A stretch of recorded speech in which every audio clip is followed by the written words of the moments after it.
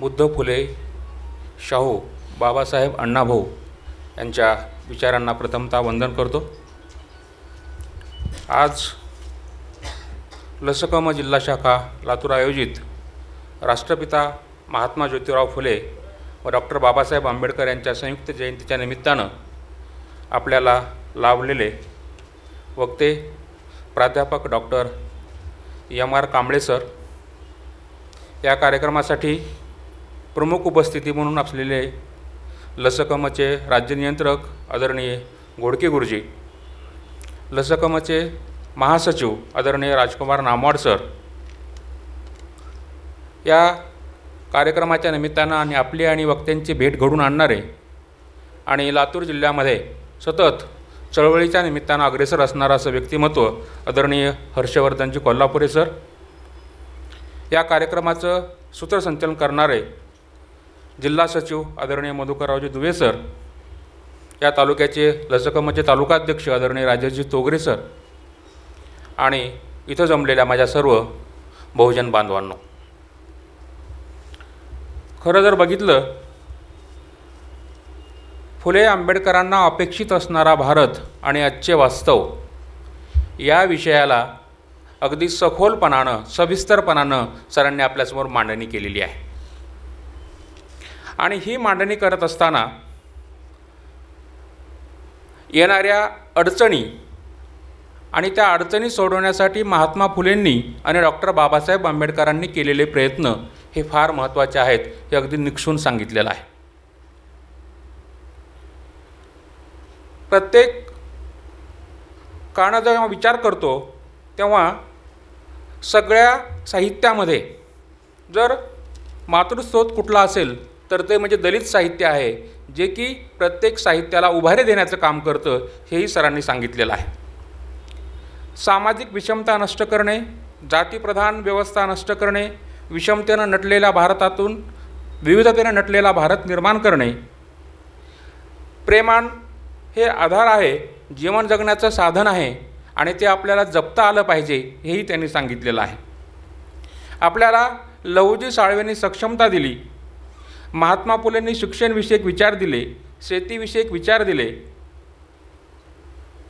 आपल्या घरातील देव हे आपल्या घरातच असले पाहिजे, ते सार्वजनिक जीवनामध्ये आणता कामा नये, ही अतिशय महत्त्वाची बाब महात्मा फुलेंनी आपल्यासाठी लिहून ठेवलेली आहे आणि ती सरांनी सुद्धा अगदी निक्षून सांगितलेली होती। आपण आपलेपणाचा जो विचार आहे, हा आपलेपणाचा विचार हा सामाजिक न्याय, समता, बंधुता निर्माण करण्यासाठी खूप महत्त्वाचा आहे, हेही सरांनी सांगितलेलं आहे। भेदभाव असलेली जातीमध्ये, धर्मामध्ये भेदभाव, माणसामध्ये भेदभाव, प्रदेशामध्ये भेदभाव हा ज्योतिबा फुलेंनी सांगितला आणि ज्योतिबा फुलेंनी सांगितलेल्या या बाबींवरती घटनेच्या माध्यमातून डॉक्टर बाबासाहेब आंबेडकरांनी आपल्याला अधिकार, स्वातंत्र्य, कर्तव्य, एकता आणि एकात्मता, बंधुता, प्रतिष्ठा, हल्ली आपल्याकडं प्राणप्रतिष्ठेची चर्चा खूप झाली, तर प्राणप्रतिष्ठा न म्हणता सामाजिक प्रतिष्ठा निर्माण करून देण्यासाठी डॉक्टर बाबासाहेब आंबेडकरांनी घटनेमध्ये तशी तरतूद केली आणि ती तरतूदच आपल्याला सामाजिक प्रतिष्ठा मिळवून देण्यासाठी कामी येऊ शकते, हेही सरांनी सांगितलेलं होतं।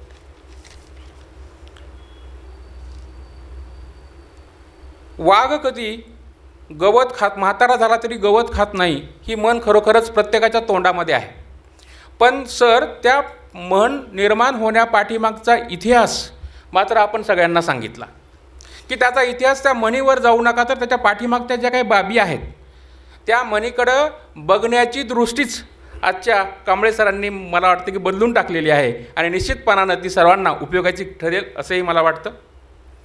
आणि आपल्याकडं शपथ घेण्याचा एक प्रकार जास्त असतो, कुठल्याही कामासाठी आपण शपथ घेतो, पण ही शपथ डॉक्टर बाबासाहेब आंबेडकरांनी भारतीय नागरिकांसाठी जे लोकप्रतिनिधी आपण निवडून देतो, ज्यांच्यावरती आपला विश्वास आहे, आपला प्रतिनिधी म्हणून त्याला निवडून देतो, त्या प्रतिनिधींना कायद्यानं किती बंधनकारक आहे हे आपल्या सर्वांना सांगितलं। मग आपले निवडून आलेले जे लोकप्रतिनिधी आहेत ते त्या शपथेप्रमाणे वागतात का, आणि जर वागत नसतील तर त्यांना तशा प्रकारचं वागण्यासाठी आपण कोणती कृती केली पाहिजे, याही बाबींचा विचार आता या जयंतीच्या निमित्तानं आपण करणं गरजेचं आहे. एवढंच नाही तर सामाजिक विकास करत असताना प्रत्येक टप्प्यावरती आपण लक्ष दिलं पाहिजे. सरांनी भाकरी का करपलीचं उदाहरण दिलं होतं की फक्त आपण दुर्लक्ष करून चालणार नाही. आपण आपला संसार याच्यामध्ये रमून जाता कामा नये, तर आपले जे काही सामाजिक कर्तव्य आहेत हे सामाजिक कर्तव्य आपण आपल्या परीनं कसे पूर्ण करता येतील, याही बाबीचा विचार इथं बसलेल्या प्रत्येकाने करावा, असंही सरांनी आवर्जून सांगितलेलं आहे. डॉक्टर बाबासाहेब आंबेडकरांनी सांगितलेली लोकशाहीची व्याख्या, खरं म्हटलं तर सर आतापर्यंत आम्हाला लिंकनचीच व्याख्या माहिती होती, तर आज बाबासाहेबांनी सांगितलेली लोकशाहीची व्याख्या आपल्याला ऐकायला मिळाली, ती फार महत्त्वाची होती. आणि या सगळ्यावरनं मला एक अशी गोष्ट आता इथं म्हणायची वाटते. एखादं सिरियल चालू होताना किंवा एखादा एपिसोड चालू होताना एक पहिल्यांदा स्क्रीनवरती येतं बघा, या चित्रपटातील सर्व पात्रे प्रसंग संपूर्णतः काल्पनिक आहेत, असं एक बाब पहिल्यांदा स्क्रीनवरती येते.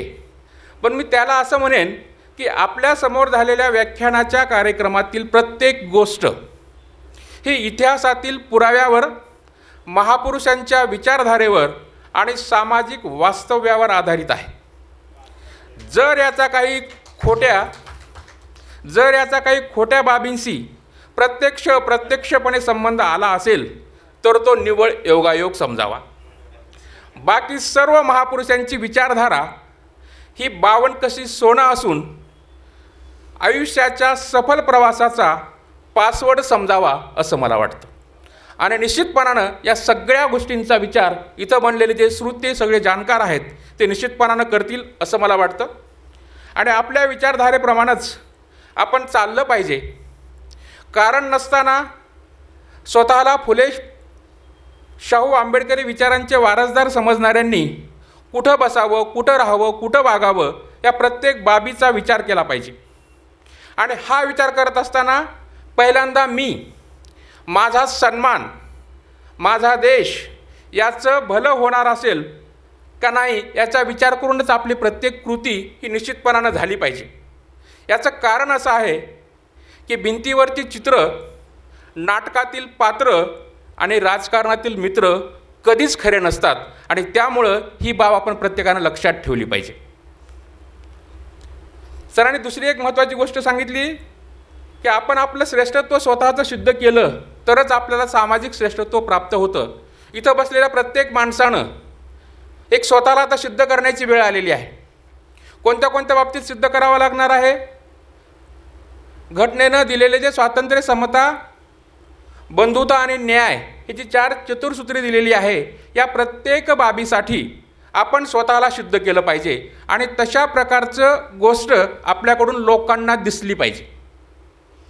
जेव्हा आपण या भावानं, या न्यायानं वागण्याचा प्रयत्न करू तेव्हा निश्चितपणानं एक सामाजिक परिवर्तन दिसायला सुरुवात होईल असं मला वाटतं. आणि या पद्धतीनं वागणं हेच खरं फुले आंबेडकरांचा जो स्वप्नातला भारत होता तो भारत घडवण्यासाठी अशा प्रकारची कृती आपणा सर्वांकडनं होईल अशी या प्रसंगानं अपेक्षा व्यक्त करतो आणि इथं थांबतो. जय भीम, जय भारत.